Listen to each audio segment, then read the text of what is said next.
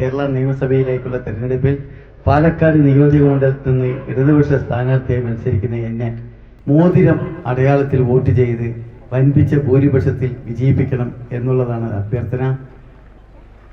നമുക്കറിയാം,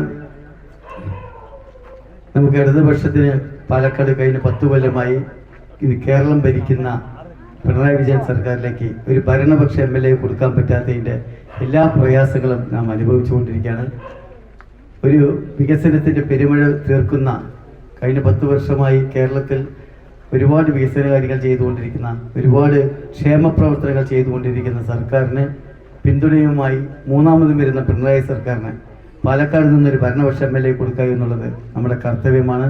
നാം പാലക്കാട്ടുകാർ കാണുന്ന വികസന കാഴ്ചപ്പാടുകളും വികസന സ്വപ്നങ്ങളും അത് സാക്ഷാത്കരിക്കാൻ നമുക്ക് ചുറ്റുമുള്ള ജില്ലകളിലെ നഗര കേന്ദ്രീകൃത പ്രദേശങ്ങളൊക്കെ വളരെ നല്ല രീതിയിൽ തന്നെ വികസിക്കുമ്പോൾ പാലക്കാട് കഴിഞ്ഞ 10 കൊല്ലമായി വികസനം മുരടിപ്പാണ് ഉണ്ടായിട്ടുള്ളത്.